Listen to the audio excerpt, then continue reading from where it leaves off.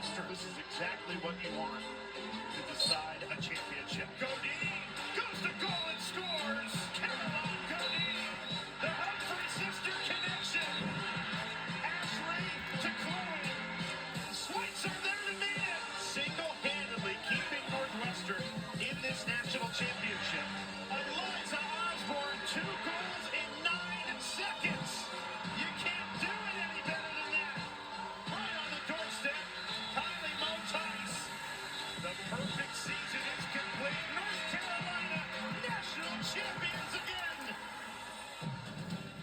Oh, what an amazing title game that was a year ago, and we are anticipating those 2 teams will be the top 2 seeds tonight. North Carolina, the ACC Hello, champs, beautiful people, and welcome to the 2026 NCAA Women's Lacrosse Selection Special.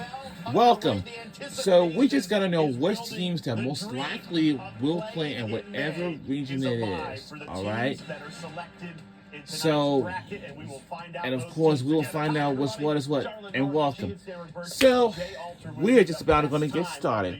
Now, the only thing, everyone got to watch out because North Carolina Tar Heels are going to be the dangerous #1 team in the country, and they most likely will get a #1 seed in the NCAA tournament because after they won the ACC championship game for the 9th straight time in a row.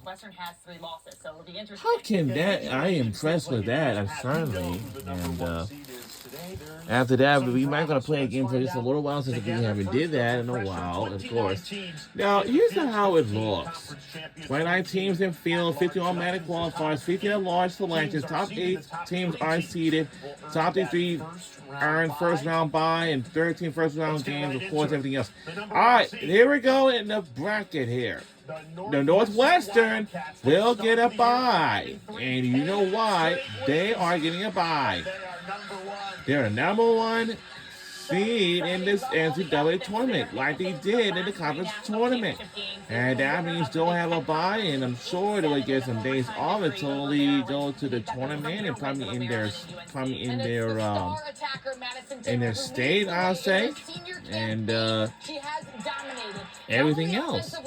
The lefty dynamic Dodger. She contributes on the draw circle heavily, and she is looking to make a run at the title in Evanston this season. The committee early on showing its wins that are more valuable. Okay, let's see what this second reveal will look like. It'll be James Madison Dukes. The American champs. And they were the American champions. And of course, they had just defeat South Florida in the championship game. And they will take on my Notre Dame Fighting Irish. And yeah, my Fighting Irish. Definitely. Love my team so much for sure.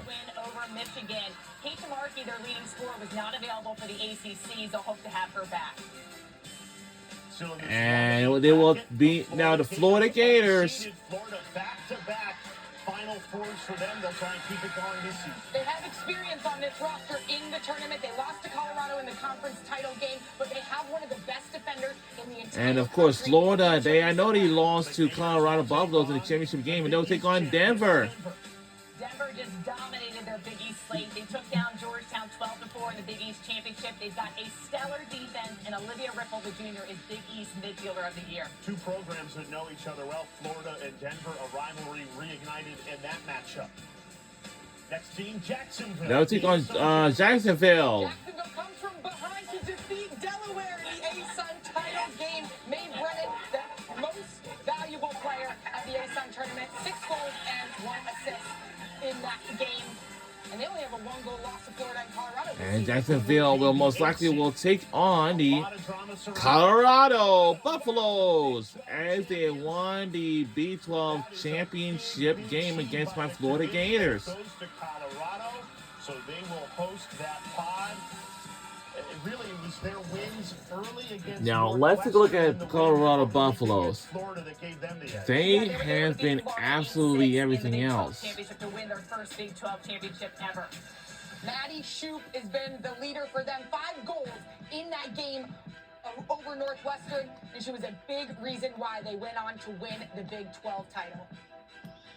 Okay, so the 1 versus 8 bracket has been revealed. Northwestern, the headline, they will be your #1 seed. An opportunity for the Wildcats now to host the whole way. If they win, they will play on their home field because Chicago is hosting the championship weekend in the national championship game. All right, let's head to the 4-5, and we'll start. All right, let's go on to the next bracket, Stony Brook. The Seawolves. Seawolves. After a remarkable season getting to host. The CAA champs, Isabella Caparuccio, the CAA midfielder of the year, over 50 goals on the season, does a little bit of everything, has 40 cause turnovers on the year, a true two-way midi. Head coach Joe Spallina, busy night for the Spallina family. His daughter Alexa on Clemson, waiting to hear her name potentially announced. And son Joey, part of that Syracuse men's lacrosse program, they got to wait till 9:30 to hear where they will be going or hosting. So a busy night in the Spallina household. And Joe's got to be happy with the 5 seed. Many years he laments that they get underseeded. Feel like the committee got it right with that 5 seed. So who will Stony Brook play? And they'll take on Stonehill. This is huge. Stonehill's first NCAA tournament berth. Congratulations to Katie Conover and team. And they were able to avenge a regular season loss to Lemoyne with a dominant 15-8 win in that conference championship. They're led by Grace Murphy and have a great freshman rookie of the year, Sophia Gobea. So what will be the other matchup in that Stony Brook part of the bracket? And you'll take on Boston College. Unseeded for the first time. Eagles. 17. They've been to 8 straight Final Fours. They've got a shot to do it again, Charlotte. And they have so much experience on this roster come tournament time. Big wins for this Boston College team versus Syracuse and Stanford. And they've got a senior class led by Shea Baker and Shea Dolce, who have title history. And the Eagles will take on Yale Bulldogs. Disappointing loss in the Ivy League championship game, but they are fired up to be in. A great season for the Bulldogs. They did lose in that Ivy championship to Princeton, but they have one of the best defenses and goalies in the entire country. They're suffocating, led by Emmy Pascal Ivy, Defensive Player of the Year. Okay, final pod of this side of the bracket. We continue with Army. Wow, Army Black Knights. Leading the way for them. They just have an awesome senior class. They lost to Navy in that Patriot League championship game 17-11, but look out for Bridget Duffy, the do-it-all midfielder. Senior Allison Riley leads the team at points. She had 6 goals against Loyola in the semifinal win. Patriot League having a really strong season. Army gets in. They will take on Fairfield. And take on Fairfield. Stags, they always give us a good Stags. winning the MAC, beating Sienna. Haley Burns, the MAC midfielder of the year, has been so impressive. Leads the team in cause turnovers and pours it in offensively. I mean, look at them. I think last year they were at an airport. They got to host it this year. Oh, that is awesome. We have loved the energy from the watch party so far tonight. We keep it going with you, Albany. With you, Albany Water Dogs. They lost to Vermont 14-4. This time they take them down 13-11 in that championship game. Hazel Cook, American East midfielder of the year, had 4 goals, 3 assists, and 11 draw controls in that victory. So who will be the number 4 seed? A lot of controversy. And number 4 seed will be is John Hopkins Blue Jays. The Blue Jays, number 4. They will host all the way through the quarterfinals should they win. What a year for the Blue Jays. What a year for the Big Ten. Led by Regan O'Brien, Big Ten Defensive Player of the Year, set a record for cause turnovers in a career. In the NCAA, she is a takeaway machine. Okay, so half the bracket has been revealed. We still have half the teams anxiously awaiting to hear their names. What are your thoughts so far?